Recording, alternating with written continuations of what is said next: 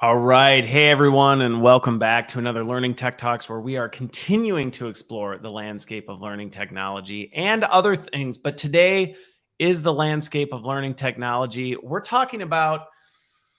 We're in the space of digital and how we enable folks from a digital standpoint, which is an important area when we think about how many systems people are using in the workplace, but in a different lens than I've historically taken. So I think you're going to be interested in how we approach this one. We're going to be talking about tutorials and how to do that, which is going to get into content management and change management. And I mean, we're going to go in a whole bunch of different angles, but to help me navigate that conversation, I'm joined by Sean Adams from Iorad. Sean, thanks for being here. Christopher, thanks for having me. Excited to get this conversation going. I know we're gonna have fun, and I always have fun, but I told you backstage, I'm a little fired up today, so I have a little more energy than I usually do, although I think I have a lot of energy just in general. So for those of you listening or watching, you may need to turn the volume down or something like that in case I get too fired up. But for those who, let's start with your background, Sean, because when we were talking backstage, you talked about the fact that you don't have a traditional L&D background, which I actually love when I talk to people who don't have the L&D background, because I think it's a nice balance between the conversations. But that does lead to the question, how did you end up at I would guess, learning tech company? Yeah, unconventional will come up a couple times in my background. So I started actually in the small business world. So when I was in high school, I started a little landscape and contracting company and spent about the first 10 years of my professional career growing and trying to scale an SMB, which was unbelievably difficult, and learned 1,000 ways on how not to do it. And one of the things that was really important during that time was really software, right? So this was probably the 2010-11 period. So the cloud was really starting. For your business or just in general? For the business. Really? For landscape? You were, okay. I'm actually really curious to hear how that intersects. Yeah. So I was, kind of early 20s, kind of figuring out how to get more efficient, work myself out of the field, these sort of things. And I always loved tech, and started using it in my own business, and could just see that this was going to revolutionize things, that it was going to make remote possible, that it was going to touch every industry, from CRMs, ERPs, scheduling, text messages, like all these different technologies were really going to work their way in. I mean, never could have predicted what the next 10, 15 years was going to hold. But yeah, essentially, I fell in love with the process of seeing tech revolutionize a business and process within that. And as I started to work myself out of the business, I had an opportunity to actually sell the company, and I wanted to do more in software. So I started doing independent consulting, helping other small businesses get tech in place. A lot of what I learned on my own. And one of the number one things I was doing was helping set up these systems for contractors and other small businesses. And they really, really had a hard time understanding what the hell I was talking about. And I would try to explain, click this button. Well, that's what I was going to say in the beginning, is you're talking about your landscaping and that whole thing. The fact you were already thinking of, hey, there are ways I could automate and improve and do all of this through these other tech tools. That's not necessarily something that I think comes just by default to a lot of business owners of going, there's ways that I could do this much better by implementing new technology. It all stems from laziness. So I just dislike repeating myself, right? So like, if there's a way that I have to answer a question, there's a better way to say it. You disliked inefficiency. Yeah. Right? I'll pretend like I'm being diplomatic. We can pretend I was that strategic, but what it really was, I have a short attention span and a short patience. So like on the third question of the same exact phrased thing, I'm like, there's got to be something I can document so someone can just learn and self-serve this, so I don't have to repeat myself. And when I was getting the consulting world, it was constant, and I'm getting in the weeds at $10 an hour admin tasks. And I'm like, this is just not a good use of my time. So let me work on instructional content. Like, how can I build videos and those sort of things? And when I broke it into video format versus an email and text, people really started to get it. And they were like, okay, yeah, I can follow you. You don't have to be there with me. And those more, the technically challenged industries really appreciated that. And I basically, one of the software companies I was implementing for a number of companies said, why don't you just come work internally for us on the sales side? You used to be who our customer base is, you'll be able to speak their language perfectly. You're already doing the work. And so I joined the whole crazy account executive SaaS world a number of years ago, worked for a couple of different firms in that space, and still was kind of trying to do all this documentation whenever I could to help our customers.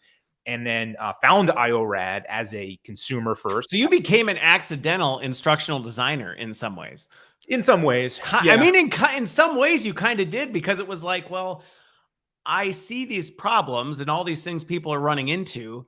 And rather than me sit and repeat myself, which is not scalable and inefficient and actually quite frustrating, what if I actually scale this up and use technology to make me scalable in some ways?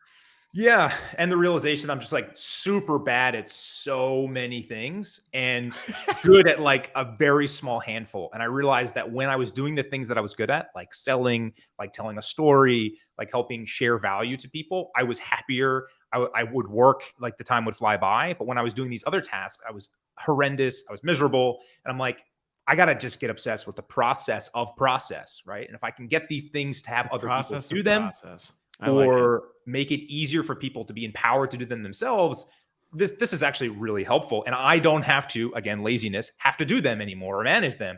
And that really changed the game for me. Iorad was one of the things I found and in conversation with the owner as well, being like, this is, oh my God, yeah, I'm going to be selling this to people whether I'm paid to do it or not. And then it became, why don't I just you might as well work there. You know, what's funny though, and then what I'm going to add next, I want to talk about what Iorad is. But what's interesting about it is some of the most innovative thinkers that I've known over the years, they may just self-describe themselves as lazy. But a lot of times what I see is really this intrinsic drive to go, I get frustrated by inefficiency. I get really frustrated by inefficiency. And if I can find a more efficient and better way to do it, I will. And yes, maybe it's because I don't like doing it. So how do I get out of it? Which could be tagged as laziness, but usually, and even you described it, it wasn't really that. It was, there are things that give me joy, things I like doing, and I want to find more time to spend time on that and not time on this useless, annoying stuff that drives me bonkers. So while I can see from the surface, and this is what I see a lot of times, it's seen it. I was that kid in math class in school. I'm like, this is so stupid. I'd just rather find an easier way to do this type of thing. It wasn't because I didn't want to do the work. It was because I'm like, I'd rather spend my time on the collaboration and discussion rather than sitting here writing this out that has absolutely no value to anyone. But I think it's an interesting pattern that I see raising up in many people I encounter. Yeah. So on this one though, so you ultimately go, ta-da, like light bulb moment. Wow, this Iorad thing is actually nailing it for me. When you tell people you work for it, because you said you would sell it, whether you work there or not, what is it? Yeah. So the simple elevator pitch is the last time you had to show a screenshot to explain how to do something in a piece of technology, you could have created an interactive, step-by-step, engaging tutorial using Iorad. So that time where you took a screenshot, you uploaded it, you drew an arrow and said, click, then type, then this, and then 65 minutes goes by and you're like, oh my God, I just tried to do all of that to explain a 3-second task. We have a simple extension, click it, go through the task in real time. Our tool figures out everything you did. And in the time it takes you to do it yourself, it puts it together into a step-by-step simulated tutorial of what you just went through. It includes a voiceover. It has an interactive component. So you're going to physically go through the task that the person documented. And from a learning perspective, it is just night and day difference when someone's looking at a picture of a moment in time of a screen versus the process of going through step by step through a task. Okay. So in many ways, as I'm thinking about it, and I think anybody who's in the instructional design or done anything around systems, when we say simulation, it's very much a simulator. Well, let me ask that. Does it do simulation in terms of interactivity, or is it designed to be consumption?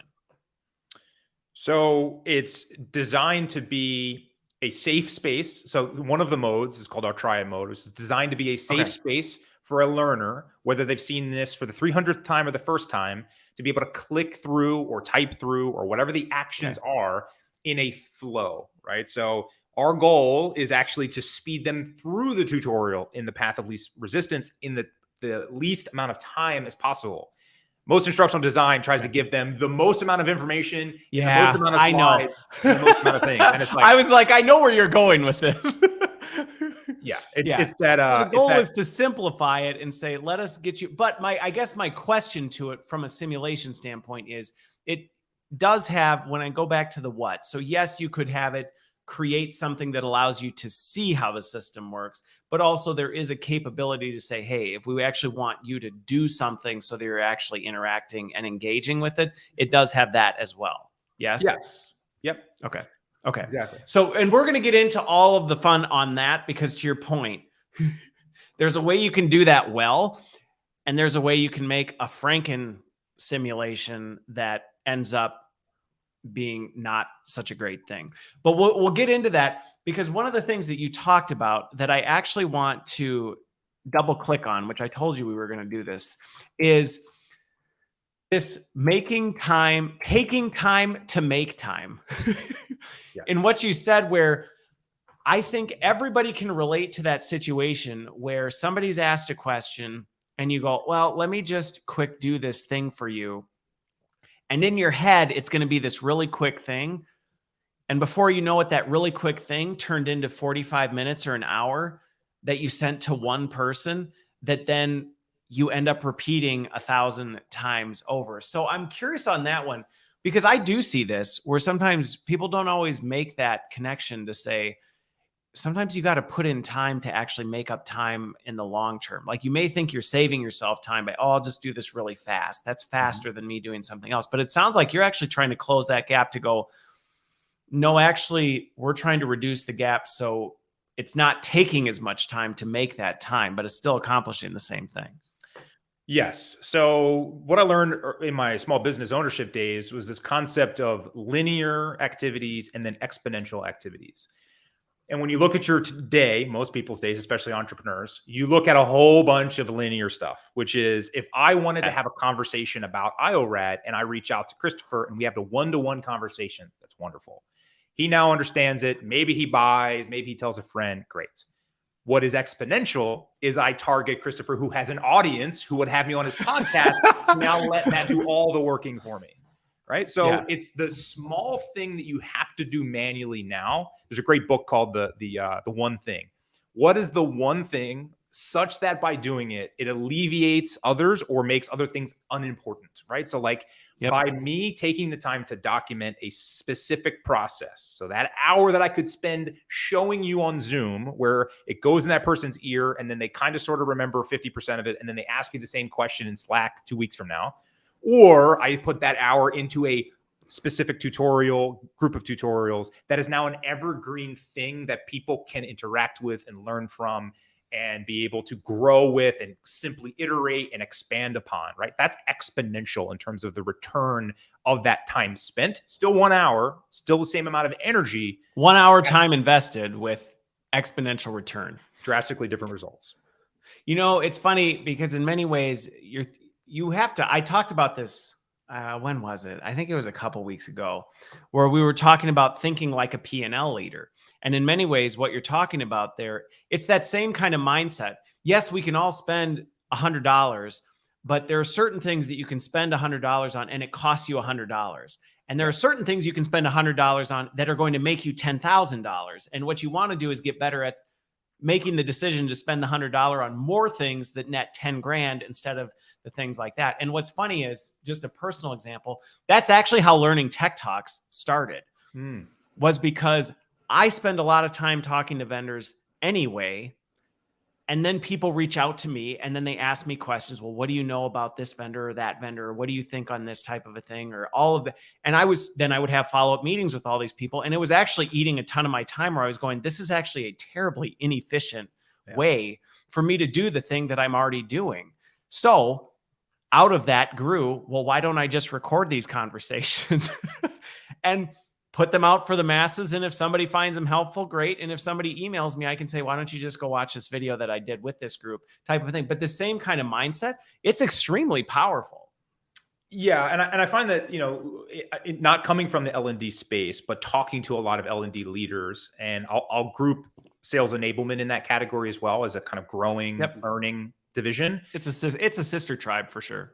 It gets viewed very much as this siloed department that helps document stuff for people. And it's like, Yeah. yes, there's a component of that, but learning is happening every day in every transaction, in every corner of your organization. The organizations I see doing this properly are figuring out how to enable their collective groups to basically power what we call our knowledge loop, or those little interactions of where the learnings are happening. And that's where I think the biggest changes are happening. We call it subject matter expertise extraction. The idea that it doesn't have to be an instructional design person going, okay, Christopher, which button did you click on next? And then what did you do? And then what did you do? And so no one enjoys that experience. But if you say, hey, you're the expert in this, before you do it live, do you mind just clicking this button first and then doing it and then hitting the button when you're done?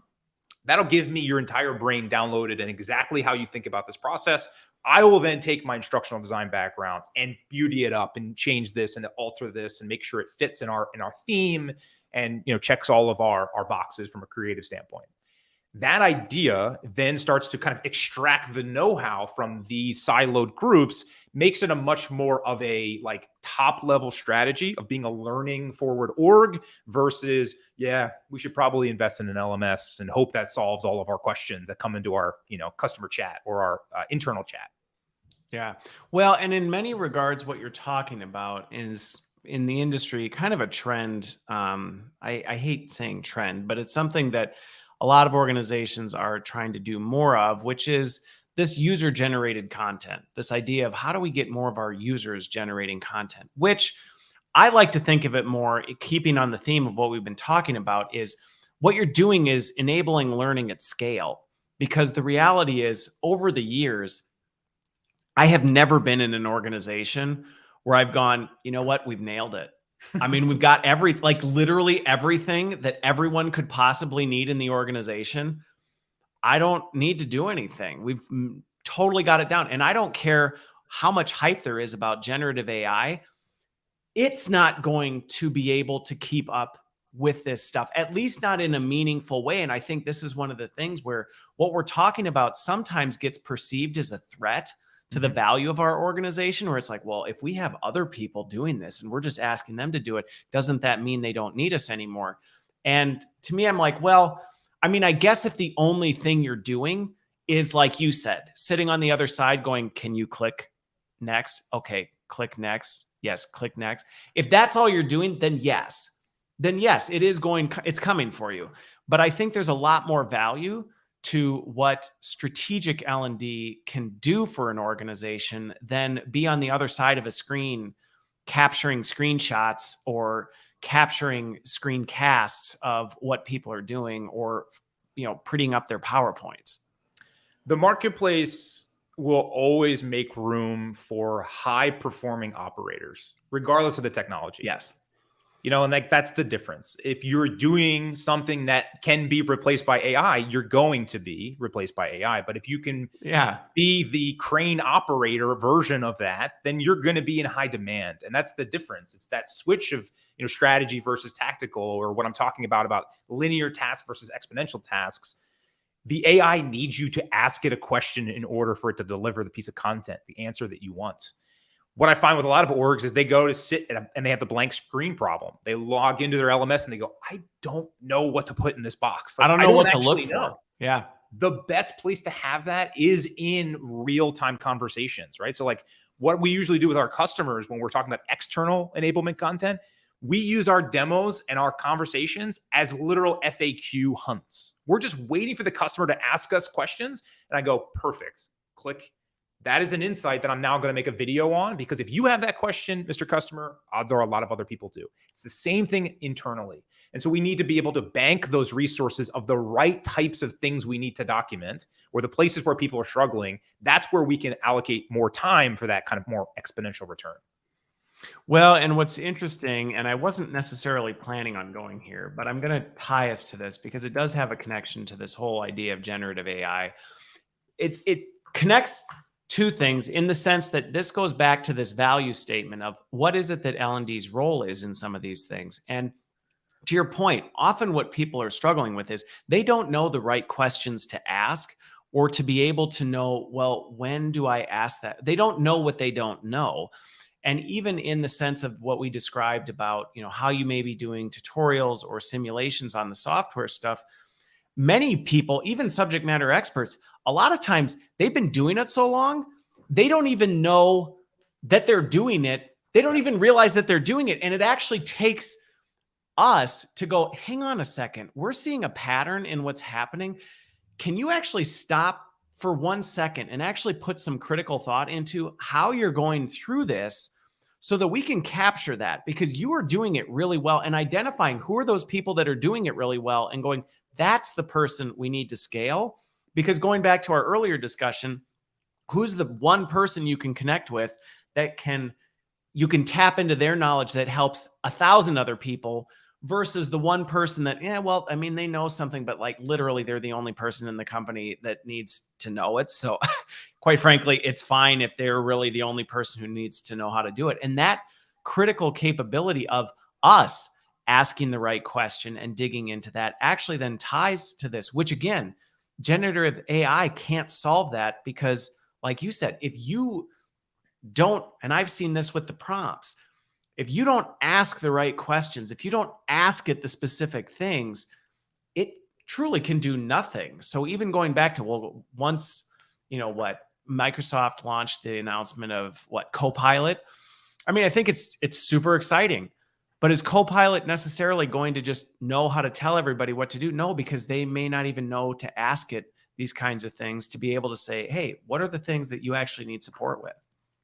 I think the context is so important here, right? I think it's the same discussion that could have been made in the late 90s with the internet, and you thinking that there's going to be this Internet of Things and this search engine with all-knowing, omnipresence, right? Like you're not going to think at the time that that's going to be as powerful as I'm being, but it's also not just going to ruin everyone's job. It's just an expansion mechanism. It just makes the pie larger and the potential larger, but there needs to be the human context, the creativity piece to tell it what to help you with, right? Google is not going to solve your problem unless you type the right question you're looking for into Google.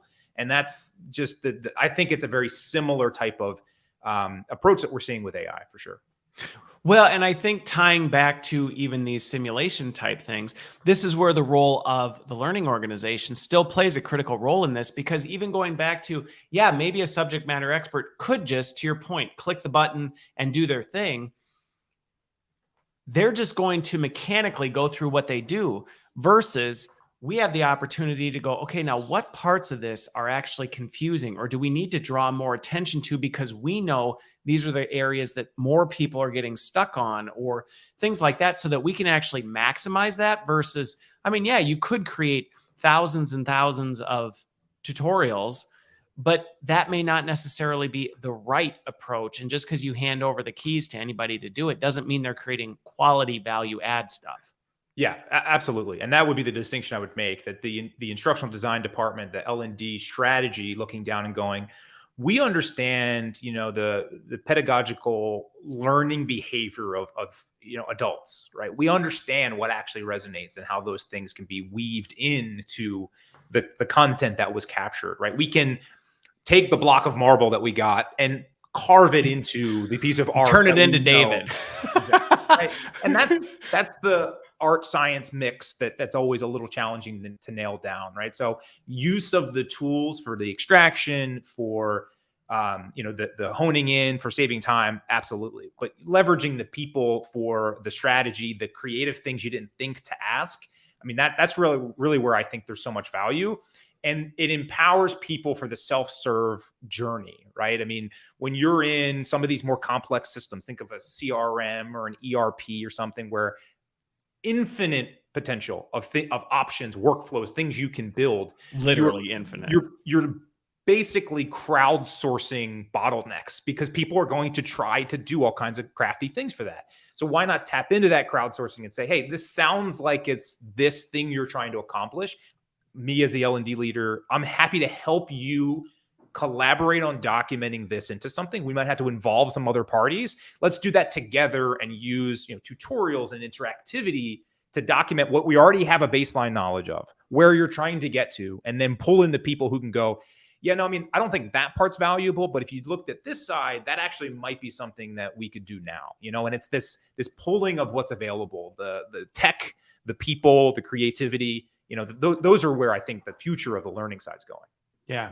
Well, and on top of that, even going a step upstream from that, there's a lot of critical analysis that even goes into identifying who are those people, because going back to systems, I've spent a lot of times in systems, and there are lots of people doing a task, and there are lots of people who are doing it ineffectively and inefficiently. And then there are those lazy ones, air quotes, who they figured out, hey, this is actually the best way to get this done. I figured out how to do it through the least amount of clicks, or if I do this workflow this way, this actually makes my job easier. And it takes somebody being able to not just go, I don't know, let's have Sean make a thing because he does it. And it's like, well, yeah, but is Sean the right person? Because is he actually the one who's doing it how we want to as a business organization, or in the most effective way? And I think navigating that, there's a lot of critical analysis and thought that goes into that, you can't just turn it on and go, all right, well, go everybody, do a thing. Another example of where the human touch is so paramount, right? So we think about this, we're a small organization, but we think about the word consensus a lot. So we all tend to take the ball and run with it. And just because we're small, resource strapped, we're just trying to get things done.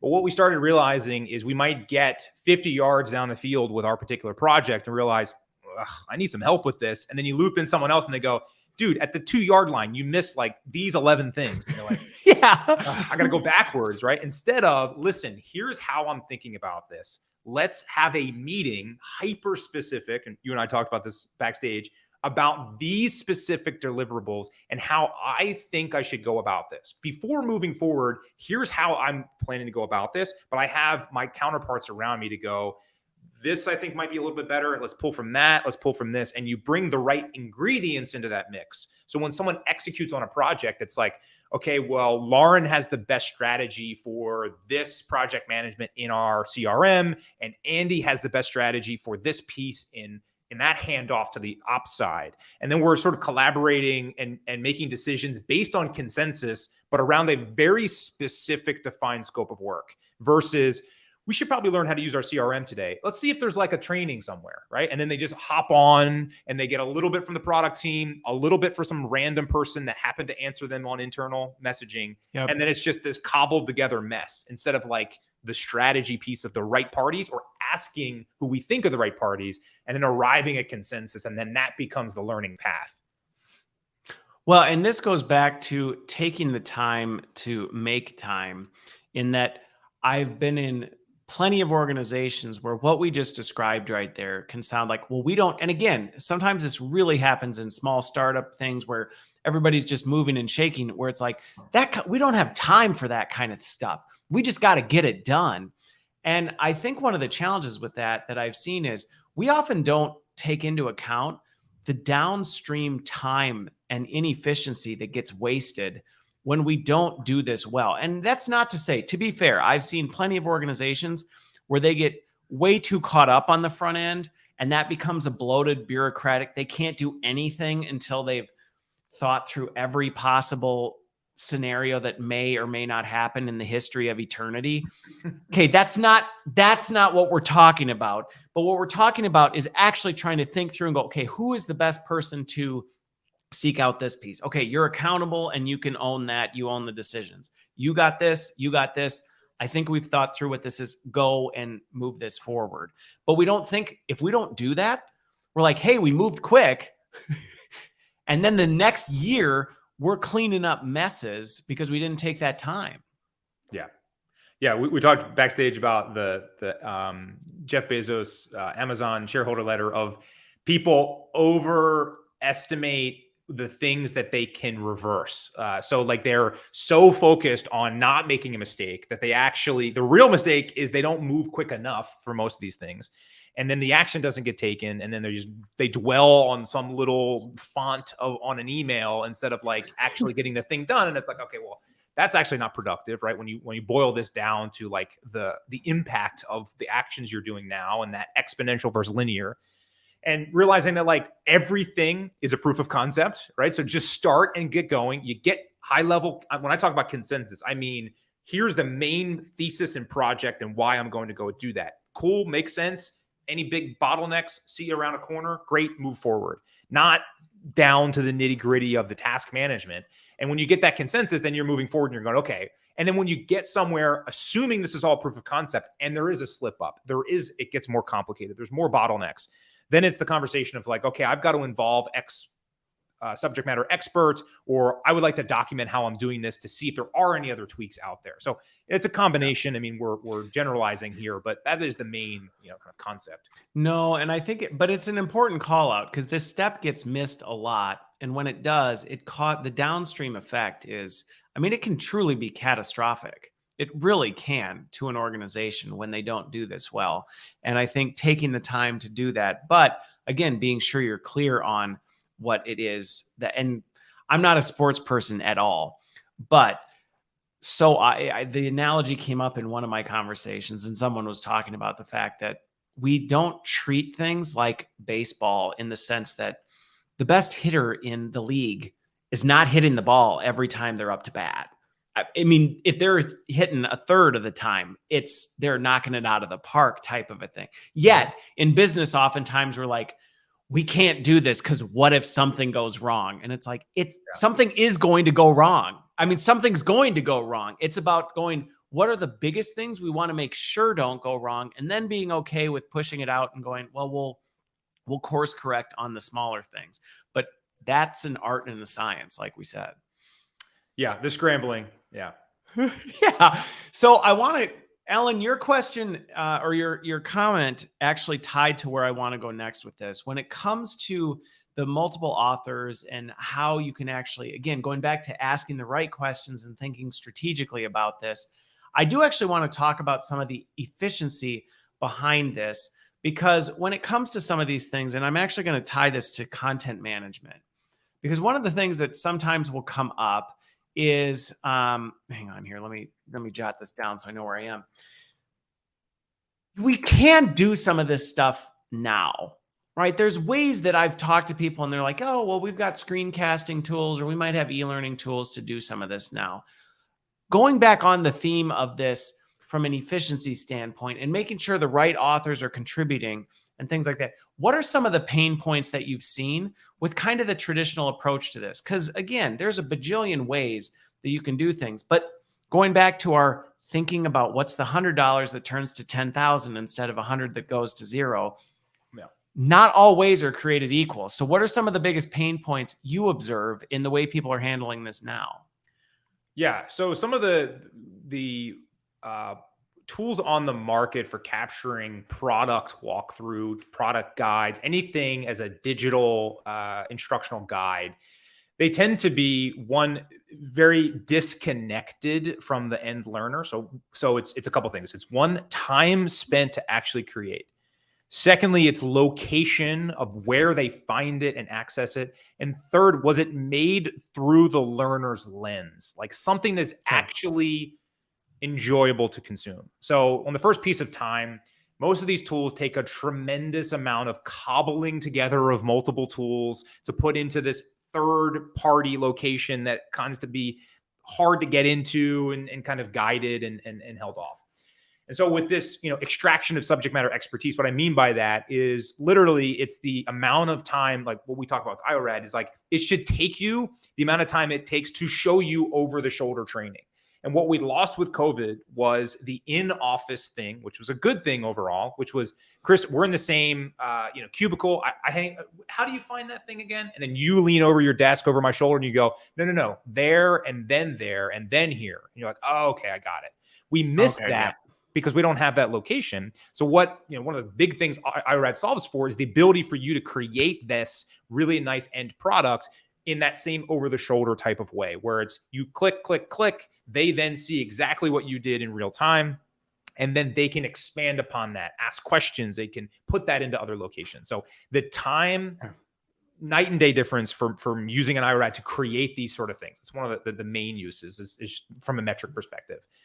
The location piece, or where it actually goes, if it's a learning management system, a content hub, a knowledge base, what have you, that's where all of this stuff lives anyway. When you have to use another platform and it's separate and you have to download it into SCORM and upload it into this format and upload it over here, you're doing 5 or 6 different steps. And each one of those, you're just pulling a moment in time. It's this downloaded asset that's clunky that you have to put elsewhere. With Iorad, we integrate with almost all learning platforms, whether it is an LMS or a content hub or other type of system. And so we can allow for that content authoring to happen where your learning content already is, so that we're taking down the friction points of how they're making and where they're making that. And then from the end result is really what matters most, which is the learner's perspective. If I wanted to show you how to do something in one of your LinkedIn posts, Christopher, you put, you used to go to YouTube for everything, right? How do I figure out how to do that? And you're watching a stranger on this screen do a thing in what you hope is the most up-to-date version of that software. And then you're looking at it, something on a separate screen, you're going like this, and you're going, that doesn't match up. And then you're all confused. You're dropping a comment. It's a very broken way to learn technical how-to things. And so that's where with us, we're really focused on this interactivity where you're going, oh yeah, let me get the muscle memory of what it feels like to go through that process. That is actually how people want to learn. That's why video games and all these other simulations are so popular, because they mirror what it's like to do it in real time. It doesn't mirror a lecture, which we know is not a great way to learn. Okay. Well, and I think you hit on a few things that I just want to reinforce, because having spent a lot of time in the system space, all of them resonate very well in terms of, again, going back to that collaborative authoring.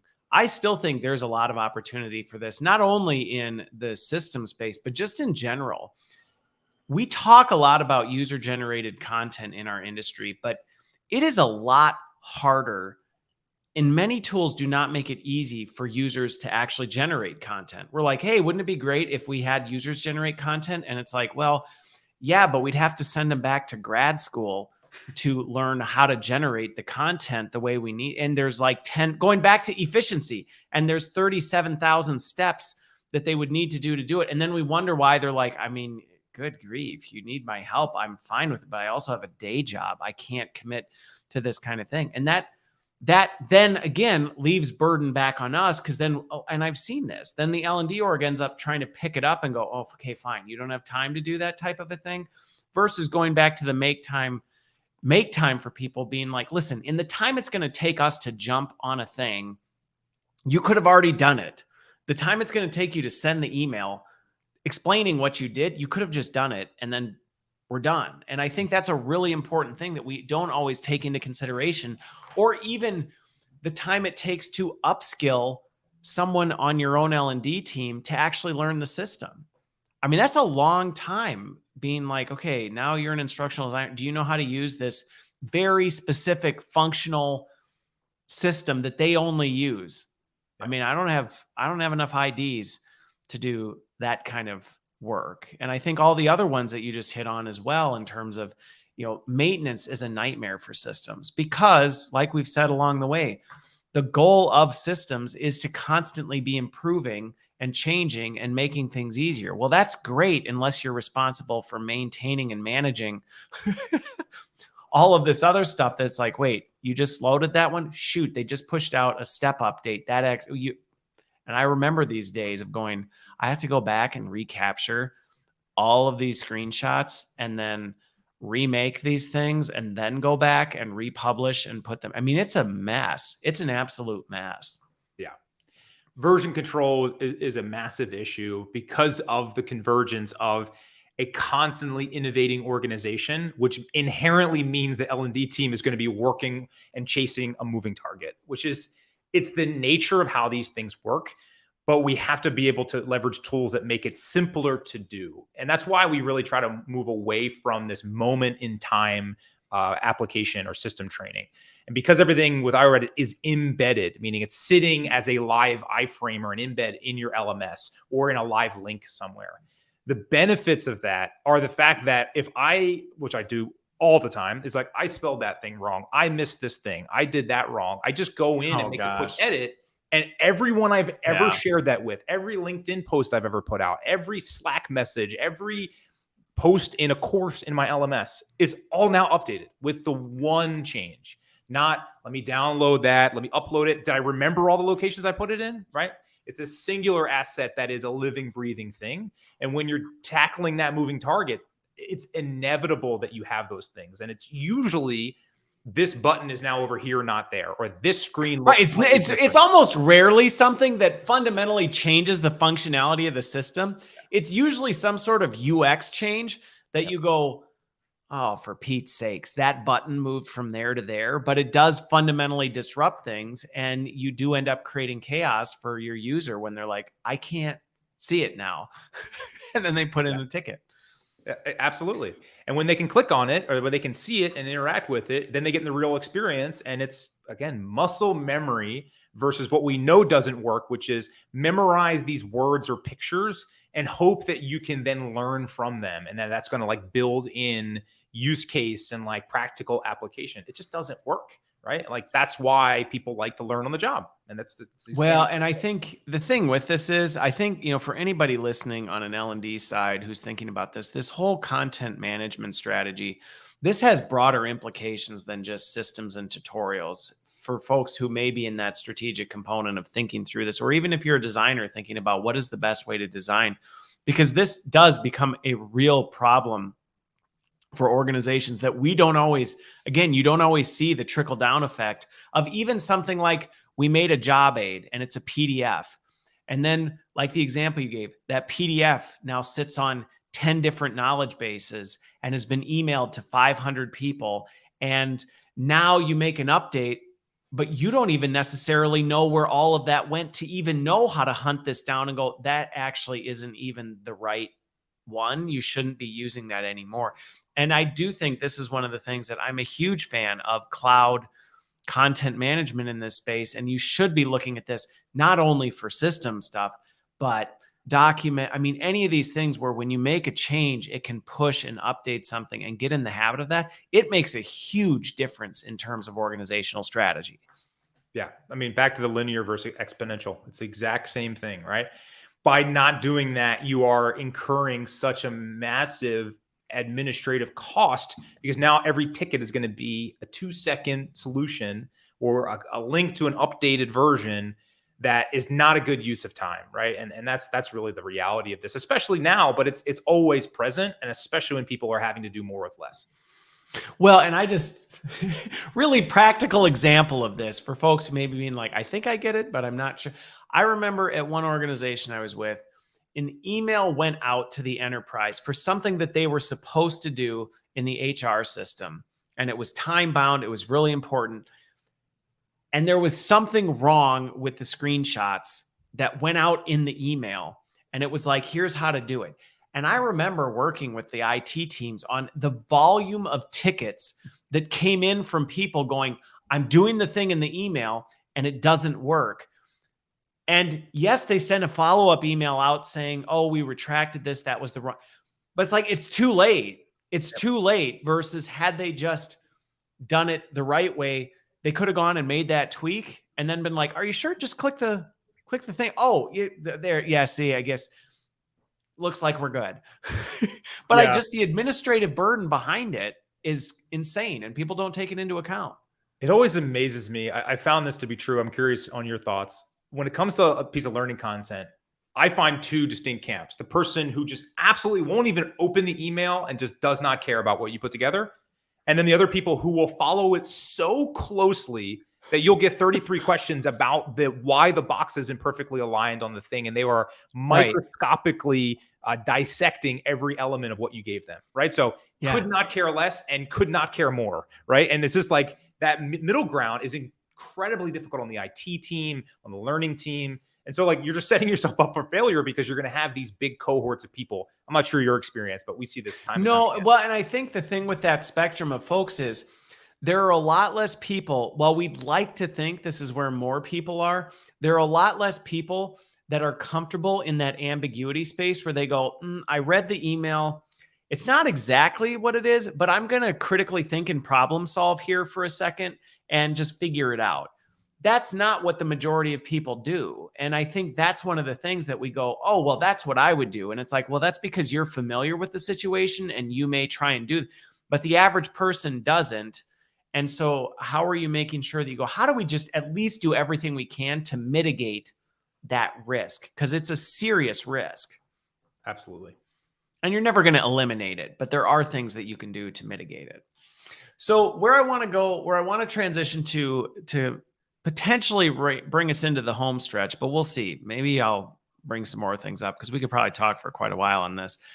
But people who have listened to my stuff for a while have heard me talk about digital enablement and system enablement on many occasions. Because to me, this is the, like, I don't know what analogy to use with this, but this is the portion of L&D that often doesn't get a whole lot of airtime. We don't like to talk about system enablement. We don't like to talk about systems. We like to talk about other stuff, skills and fancy things like that. But people who have listened to this have probably heard me talk about digital adoption platforms in the past. They've been on here a number of times, and I'm a big fan of them for this real-time enablement. That said, Iorad is not a digital adoption platform, nor are you necessarily trying to even compete with that or be a replacement for that. Where do you sit in that space just for people who may be like, so is this a DAP type of a thing? Because you're not. So I want to be clear on that, which to me is that's not good nor bad. It's a different use case of this kind of capability. So the mindset that we take is to be people and process first versus product first. And digital adoption tools do have their place, but they tend to be technical, very linear in nature. Very like logic, like if this, then that logic, and complex, and all about product and feature and call outs and terminology, right? And what we find when you have flags popping up in this guide and that guide, people aren't sure about the context. Why do I care what this button does? I don't know that I even need it yet. Why are you telling me about it? Like these sort of things. So they have their place, but what we find is we want the subject matter expert or whatever the process is whatever the tutorial topic is to be around a process to help you do your job better. Because that's actually what people care about. And they don't really care about functionality unless it's in the lens of what is going to solve their problem. So often we'll see like workflows where there's just an assumption. Well, you're in your CRM, you're going to want to build this automation and you're going to click this button and then that button. And then here's the tour that's going to give you this vernacular, insert the blank term, right? And with us, we're much more focused on like, what does the user need to accomplish? So we don't pop up on the screen and do waves and flags and all those sort of things. We're much more of just the end-to-end process of like, if you needed to add a new contact in your CRM, you're going to go through this flow to do so. Okay. Here's where we are. So we get weaved into digital adoption when we're bringing on a new system and we have lots of people to train. It tends to be complementary assets, learning assets to help with process of how to get things done in technology. But we try to leave it open to the end users to document what that ends up looking like versus saying it has to be this linear flow. So I don't know how helpful that is as a description. No, it is. Well, because again, I think sometimes when I talk about these things, and a lot of the questions I get are, well, do we need this or that? And a lot of times I end up going, I don't know that you're thinking about it the right way. Because again, if somebody's watching this or listening to this going, well, so do we need Iorad or do we need a DAP? My question would be, well, I don't know. Maybe it's both, because there is room in the space for both of these things. Going back to your point of, there are times when the contextual asset is relevant outside of the system. And I think that's one of the things. We talk a lot about everything needs to be in the flow of work. I actually don't agree with that. I don't agree that everything needs to be in the flow of work. I think there's a time and a place to say, hey, sometimes you need to break people's attention to give them some additional context to what you said, or even some of these other elements where you go, yeah, well, I mean, sometimes there is just this, no matter what kind of DApp you have, there's still this organic flow of things. And again, with a DApp, from a scalability standpoint, you may not be able to get into all of these nuanced, oh, this is this very specific thing that sometimes has to happen. It doesn't raise to the scale of our digital adoption platforms going to account for it, because quite frankly, this is more of the exception to the norm. Like, how do you do this kind of a thing in these situations than well, whenever you're in here, these are the kind of guided flows we need to do to keep you on business process. Well, that's great. But what happens when that doesn't work, or there's an exception to the rule? Oh, shoot. Well, now we need to scale Sean's knowledge, who knows, hey, this is the unique nuance to this. I think the other thing that I would add for folks that may be in this space is that dApps are great, but there's a lot of infrastructure and expertise that are required to support them. And I've personally seen organizations who have heard my content on dApps and go, that sounds really great. And they go down that path and they're given pause because they go, oh, I don't know that we're quite there yet from an infrastructure and support standpoint. And I personally have found where you play actually augments a dApp well, or can be a nice way to step into, hey, maybe we want to be more involved with some of this digital stuff instead of just always going, well, that's not our lane, that's IT. Okay, doesn't need to be though. One of our main goals is democratization of this know-how, right? So making it simpler to create and access and consume these different processes. And when we usually get brought in against a digital adoption platform, or in collaboration with, or to augment one, it's typically because they went through the process, as you mentioned, and said, I need 2 developers and 3 systems experts and these other people to build a very straightforward thing for the end user. Takes a tremendous amount of infrastructure, as you eloquently stated.